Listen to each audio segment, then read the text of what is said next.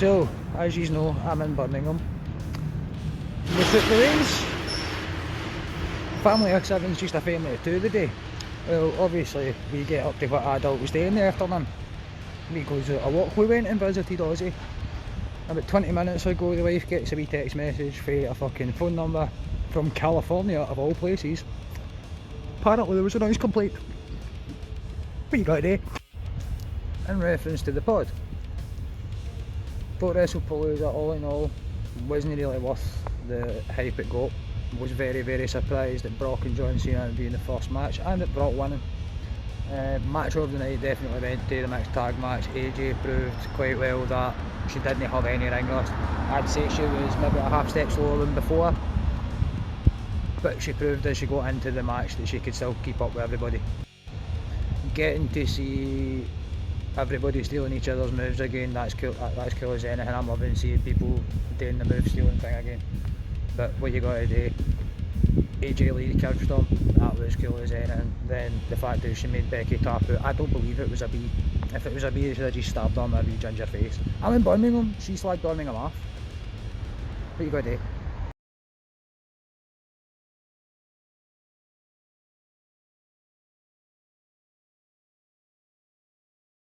Welcome back, everybody, to Raw as Ginger, and we don't have the Redneck Ray or Beef Meltzer with us today. They've gave us our thoughts. They have stuff to deal with, and we always carry on because that's what we do. We love what we're doing, and if somebody's got something to deal with, we'd let them deal with it. I'm actually really unwell. Both my kids were ill 2 weeks ago and last week, and they've gave it to me. I've got a recording tonight with this, and I'm doing one tomorrow with somebody else, and I'm absolutely high off my nut. Way. Just to get through this. Go on Lemsip, paracetamol, night nurse. Here we go. Oh, yeah, I can't have paracetamol. That'll give my kids autism. That's just yeah, definitely. Oh, new revelation. Here we go. Yeah, this is up there. I had to bring it up. It's up there with COVID curing, bleach curing COVID. Well, that's just. I mean, the whole thing is just. The whole thing is just. Yeah, definitely. Oh my! No, I actually believe Freddy Krueger over that. Oh, definitely. For at least Freddy Krueger. I wouldn't mind a good fingering from Freddy Krueger over bleach. Now we need that in a quote. That's less harmful. That's less harmful. Oh man, is that way? I was like, I genuinely thought like that. If there's any Americans that are watching this, like, you can't call me anyway because we've disabled you, but what the fuck is your president smoking? It's like, can we have some? And can I have some? Yeah, we need some of that. Yeah. More importantly, can Beef get it? Beef and Ray, what they're the midnight tokers of the group. I'm up for it as well. Listen, pass on the doobie. I'm fine. Never done it in my puff, but oh my god, like that's just. Wow. With the way the world is right now, it might help. And that's a WWE Hall of... for my inhaler. It's a Hall of... He's a Hall of Famer. A Hall of Fame guy is telling you, like, paracetamol gives you autism. Like, I'm just picturing, like, remember South Park where Randy Marshall was going to get a bit of cancer by having a microwave at his balls? That's what I'm picturing it like, paracetamol. Just going to get a little bit of autism, Stan, nothing to worry about. Mister, how about some autism? It's not having paracetamol. Oh my god, it's nuts. It's just unreal. Like this is a week where I genuinely thought we couldn't get any like more surreal, especially when it comes to like the two pay-per-views that PLEs that we're going to talk about, and then this news dropped. I was like, fuck me. Like I say, only reason it's brought up today is because this is a WWE WrestleMania Hall of Fame guy who has been stone cold stunnered. That clearly gave him so much CTE. And it's also Rapture Day. Yeah, I mean, come on. That was the thing. I woke up to the day, and it was one of the things that the three things that I saw: Jimmy Kimmel, paracetamol, and the Rapture. Yep. I was like, what the fuck have I missed in 24 hours? And I don't see people floating up to the sky If they No, are, there's it's no because pigs flying. You're fine. if they're floating, it's because they're on that paracetamol. Definitely. I mean, Yes. I'm about here the now with the floating, so Yeah. Either What? get tie or a fishing rod and just wheel him down. so we need you for next week, Kev. Yep. Like, come back, buddy. What? That's just the whole like I'm no Superman thing. Come down. I tell you what, keep Kevin up there. That way, come next week, he'll be a pinata.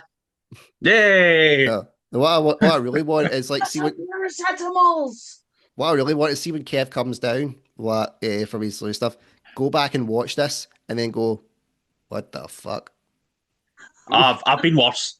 You should know. I have been worse. Yeah, we drank together, so we I know how bad you could get. You know how bad I could get. Yeah. That's why I'm 9 years sober. Oh dear, oh dear, oh dear. Yeah. Well, speaking of like experiences that make you wish you were drunk, Wrestlepalooza. Great I hate segue. that name. I hate that name. It's a stupid name. Apparently, But it's there. apparently it didn't come from ECW. Well, it came from like some other place that then Paul Heyman basically nicked it, which is typical Paul Heyman. That's just crap. Why not?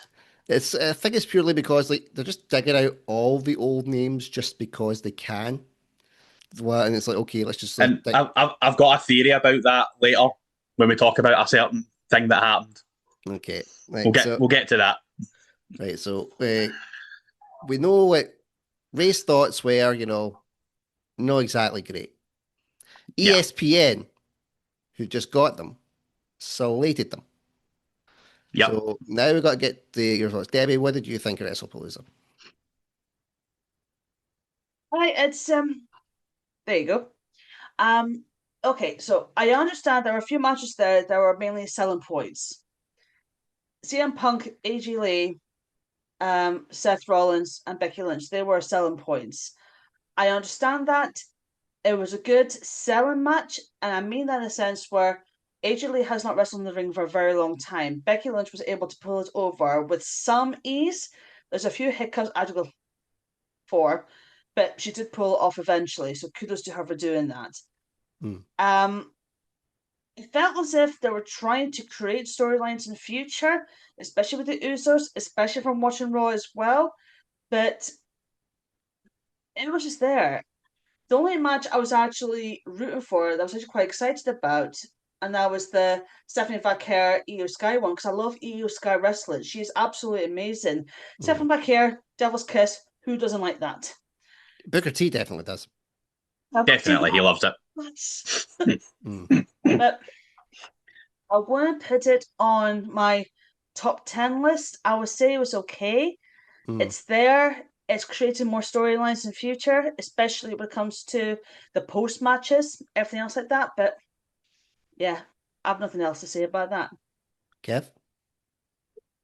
Exactly the same. The only real exciting match was the women's championship match. Yeah. The rest of them, it could have went either way, and it wouldn't have furthered any other story. It wouldn't have built anything up or taken anything away. There was no real relevance to any of the matches. I mean, Brock coming in and squashing John Cena, that's fair dues. It does look like he could come in and just literally kill him, rip him apart, and walk away. So it's not a big loss for John Cena, even though he's leaving. But we know that he has to have some losses there. He had the championship, he got his 17, and he's lost it because he didn't want to keep it for the entire time. And then the Cody and Drew match, it had its spots, but it's like, we know they're not going to put the belt on Drew again. Or if they do, it'll be by mistake. Exactly. Or it's like, what was the point? It's like, what was the point? Why not put somebody in that you're building up instead of just putting someone in who you know will have a good match? It was a great match, but it's like, I'm not invested in it. The build-up was like 2 weeks. And it's like, we're not getting like the long-term storytelling that they used to do. they had like seriously too long storytelling. We went through this before with the whole Cody thing. It's like 2 years. It's like we don't need a 2 year build up to winning the title. We know you're going to give it to him. Just hurry up and do it. Mm. And then with Roman holding the title for 4 years, so what's that all about? Nobody cares anymore. And then Brock having it for like 6 years before that. It's like, we don't want that. We want stories where people will come in and you might think they're going to win. They're going to win the title. Mm. And the last time I felt that actually happened was Sami and Roman. Elimination Chamber 2023. And it's like, Sami might win this. He might be the ultimate underdog story. Because they built Cody up for that, but he wasn't an underdog. He came in, it's like, right, he's going to be the champion at one point. Yeah. But nothing else, apart from the women's championship match, was exciting. Mm-hmm. Well, let's talk about the Cena Brock match, because Ray mentioned in one of his shorts that it felt just basically like it was just button bashing. Like you just like when you played the old PS2, my case of PS2 games, Here Comes the Pain, and it was just spam finisher, spam finisher, spam finisher, until they're basically destroyed. Yeah. And there was talk that John Cena was actually meant to win that match, and it was changed at the last minute. Well, much like also what was being talked about with Cody and Drew, meant to win it. Drew meant to win it, changed last minute, because Randy Orton was meant to kind of accidentally cost Cody the title, leading to a heel turn. Now, if those had went down, do you think it would have affected the overall performance of the PLE? Possibly. Yeah. Because it's not something that you would have seen coming. As soon as Brock came in to fight Cena, it's like, Cena's going to get destroyed. He's not as quick as he used to be. He's not as strong as he used to be. He'll put up a hell of a fight, but he's going down. And then the same with the Cody. It's like, if Drew did win because of interference, then it's like, well, there's possibly Randy and Cody having a wee bit of a fight up until like Survivor Series or something. Mm. And that would be like, yeah.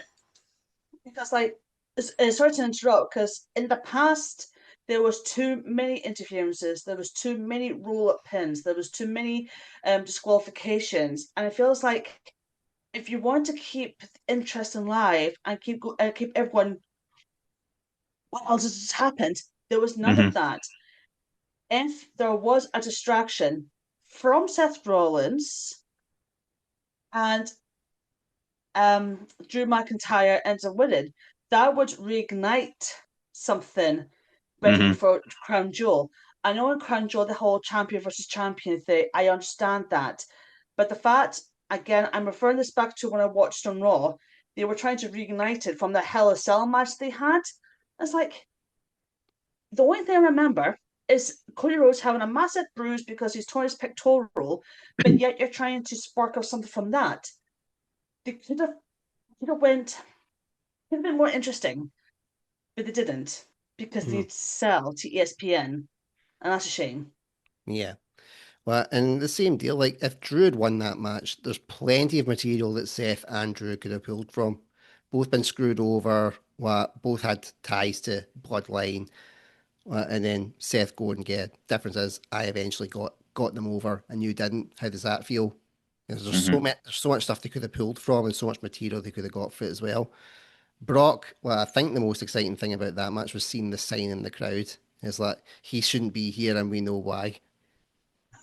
Now, those seats are like $40,000. So that is one expensive, worth it moment. Yeah. Right there, just to bring that sign in. So we're saying, I think we're all saying that, the Vicaire and Io Sky best match. Definitely. Yeah.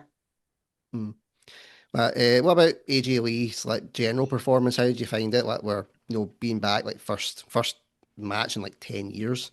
Ray had said didn't really see that there was much ring rust in it at all. And they all seemed to work well together. Did you say that's about right? Yeah. there were some moments where I'm like, she could have made that a little more sharper, but she hasn't been in the ring for the past 10 years. She's been battling her own demons. She didn't want to come back until relatively recently, with the whole feud thing came about. Now, I'm not sure if that's true or not. And when I saw her in the ring, and she was doing her moves and whatnot, I'm like, okay, get into the swing of things. Personally, I think she needs some more WD-40. Herself a bit more oiled up, make sure she's able to do the stretches to pull on the submissions for as long as she could. And then she might. This is why I'm thinking. I made a little comment about AJ Lee a couple of weeks ago, saying that because she signed a multi-year deal with the WWE, but personally, I don't think she will go for the main title because this is going to progress on with AJ Lee versus Becky Lynch for the IC title, and it's going to be a lot of to and fro for the first couple of months. And I think that's what they're trying to do, set her up with something small for now to progress for something bigger. So right now, she is 10 man. She needs some more WD-40. She's a nice cold oil bath, and then everything's going to be fine. Well, I'm just picturing the Quagmire C3PO, but from the Family Guy Blue Harvest. That oil bath is so good. Hope don't catch anything from that printer. Yeah, that 90s printer looked clean, right? But yeah, that was actually something I wanted to speak to you about as well, Debbie, because you'd mentioned she'd brought up the whole thing where she'd been away and got help with her mental health and stuff. Like Kevin Nash came out and said that he thought that she was just playing that for a storyline and it was actually downplaying real mental health issues that are going on. Do you think that he's maybe got a point? And I'm only saying it because for some reason, Kevin Nash is actually speaking some sense lately. It's a weird world we're living in. No, whoever thought? And I actually met him many, many years ago. Even got a photo taken with him. This is back when he had hair.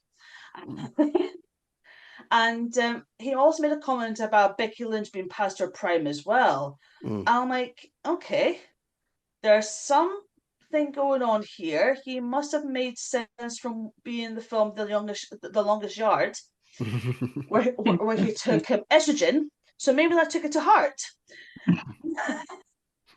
But I don't know. I'm still uncertain because Kevin Nash could be a bit of a prick sometimes. Yeah. So I'm not sure whether to trust the prick or to. I was about to suck on the prick, but I know that doesn't sound right at all. But you understand my generalization and whatnot. You don't know whether or not the prick's prick or the pricks are telling the truth. Mm-hmm. Yeah. So it's more of a sprinkling some salt, see what happens, take it from there. Yeah, you're not sure if it's a work or a shoot, essentially. Just Kevin Nash's dick. I'm gonna have nightmares tonight. Yeah, you're gonna have nightmares about Kevin Nash's dick. Rest of Shredder. Oh my god. I feel so sorry for your husband, Christopher, right now. Like if he has to wake up and hear you going New World Order. Most of that is like a ride me diesel. Okay, sorry, time out. Okay. But I've got even worse images I have met him. He's a nice guy. I will never. I've got even worse images because obviously Diesel's a character in Thomas and Friends.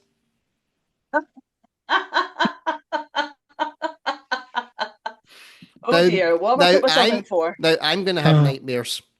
You have nightmares. But just totally different ones. Up goes the diesel. Oh man. And I love how you actually, appreciate the fact that I'm a 38-year-old Thomas fan. That's brilliant. We travelled on steam trains so that you can appreciate, and we tried to find Percy for you. So we were thinking about you the whole time we were on holiday. Not all the time, but sometimes. When there were steam trains, you thought Andrew would appreciate this, and I appreciate that. So we'll jump to from America to Canada. We'll do All Out in Toronto for AEW. Kev, what were your thoughts on that? Since you've got the funky banner with the two of them on it. Well, it was better than WrestlePalooza. Yes. And okay, well that very much defeats the title of the thumbnail of who won the battle. Right, carry on, Kev. No, there's still time. I mean, personally, there was a bit more build up to some of the matches. Some of them, it was just they've thrown them together again. The Cope and Cage match, they've been building that since he came into AEW. They've been building it up and building it up, and then we got it. And it was an alright match. And especially with Edge, I'm just going to call him Edge. That's how we know him. Yeah. Doing the 5-knuckle shuffle. Mm-hmm. And it's like, is this building up to something later on? Because we don't know who Cena's last match is against. Yeah. That's true. We know it's in December. Edge's contract is up. After that match, his contract was done. Mm-hmm. So it's a handshake deal if he shows up any other times, unless he's signed it and it's not been made common knowledge to everybody. Yeah. But that means that from now until December, that's more than the 90 days that you usually need to do with these companies before you go to somewhere else. Mm. So, is that a hint at what's happening? It's true. But, possibly. But also the fact that, like, interesting, actually. Yeah. Also the fact, David, that Beth Phoenix made her debut as well. Do you think? Well, technically, Beth Copeland. She used her last name. Yeah, that's true. But if we're using the Edge, we're using Beth Phoenix. We use the Glamazon. Yeah. Right, so, do you think that that's potentially something that could throw a spanner in the works? Because, if she's now in, and it could be like, well, he's not going to go anywhere with his missus. It's the same deal with carrying Cross Scarlet situation. Well, Edge has had his own career before he became Adam Copeland. Beth Phoenix had her own side of career. Then they hooked up, they had kids, and they do their own separate things every so often. They both work separately. They have worked separately for years. So I don't know reason why they should or shouldn't work together, because they did as we think going on in WWE. My only concern is they're only using her as a bump, as a distraction. But it'll be nice to see her in the ring again with other different talents, because I will love to have her against Chris Statlander, or even Athena, or Megan. What's her face? Megan. Oh, my mind just went blank. Megan, yeah. So something or other. Sorry. So I was thinking like Beth, what Beth Copeland and Tony Storm would be a good one. A good blending of styles.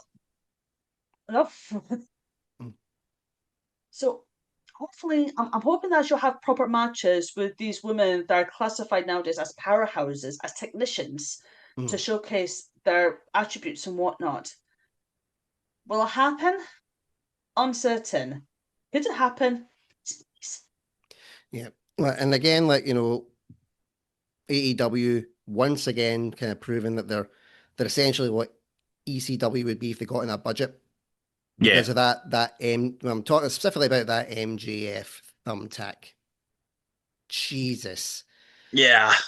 What thoughts on that? I mean, the fact that they've got Mark Briscoe in winning matches against MJF, it's like, that's not how it should be. Mark Briscoe has had his run throughout throughout the 2000s. Him and his brother dominated Ring of Honor. Yeah. And they were fantastic. And it's great to see him back after everything that happened with his brother dying and stuff. And he thought, I'm never going to go back in the ring. And then 6 months later, he's like, I need to get back in the ring. My brother wouldn't want me to just sit and mope. So he got back into training, got back in the ring. He's done a couple of tag team matches here and there, but he said that he's never going to go fully. So he went singles. And he's been great. He hasn't actually missed a step. But having him coming in and beating people like MJF, who is really at the top of his game right now, isn't really believable. Yes, it was in a match that Mark Briscoe had the upper hand in because hardcore style, the Briscoes, that's their jam. But it should have been MJF winning to help push his character back up to top tier in AEW. Because the people that they've got right now, they're not really top tier. They've still got Hangman Adam Page as a champion, which everybody knew was going to happen. Yeah. It was a great match that they had, but it's like we're not invested in the top championships. Not many people really care about the championships in AEW. The only one that's really had any relevance was Toni Storm. And then her losing at All Out, people were actually, I was sitting going, no, that can't be right. Is that right? I mean, it's a well-deserved win. But it's like, she's had the title for so long. And it's like, she's never going to lose this thing. And then at the other side, you've got Mercedes Money with all her titles. And you've got Bryan Danielson saying that she's more relevant with these titles than the Ultimo Dragon in 1996. That is a heap of fucking shit. I don't care what anybody says. Her having those titles is essentially just saying she's been in WWE, she's got all these titles, look at her. Ultimo Dragon went to these places, fought his cunt ass, and won those titles. Dude, you need to be on drugs more often. This is the most animated that you've been. Like, talk about something in ages. Like, we got to get you high more often in this. I know. Right, but you can see what I mean. It's all these titles. She comes in, she does a match here and there at all these places and wins a belt. That's not paying your dues. That's just coming in saying, I was in WWE, I want this amount of money and I want the title. But then I'm going to go to AEW and just hang about with the titles and I might show up every now and again. It's a Roman Reigns or Brock Lesnar situation. I've got the title, I'll show up occasionally, once a month, and then go away. I'm not going to fight though. Right, Debbie, They're what do you doing think? the same thing with like a Trick Williams with the TNA title as well on NXT. Ever since he won it, I don't think I've ever seen him on TNA for a good while, unless he's running his mouth off. And just going back briefly to Briscoe and just the connection with ECW, the way that I was looking at it and the way that he was doing his stunts, he felt as if he was turning into the AEW version of Sabu. It sounds really unusual, but I was looking at that match going, something's not quite right here, because I felt as if I was watching Sabu when he was getting barbed wire matches, tacks, everything else like that. And that's the last thing I want to do, is copycatting for something not to happen. I definitely agree with you with the Fatal 4-Way Toni Storm match, because she is, and I'm so glad that Chris Statlander won, because she has been thoroughly disturbing. No, I am disturbing. She's been very, very good, and she really needed that title. But that was definitely a shocker. But this is what I mean. What AEW had, Wrestlepalooza lacked. There were shocks, there were surprises. Wrestlepalooza, you'll go, and that was about it. Yeah. Yep. So, and then also in terms of like the amount of matches that AEW had compared to Wrestlepalooza, but it seems to be a thing right now that WWE just they're sticking to this kind of 4 to 5 match card. Do you think that's gonna like come back and bite them in the ass like going forward? It already has. I mean, ESPN were not happy that they got 5 matches. And it's like that could have been a Raw or a SmackDown. I would say it could have been an NXT, but NXT's actually been really good recently. I'm not going to say it's an NXT because they would have been excited about that.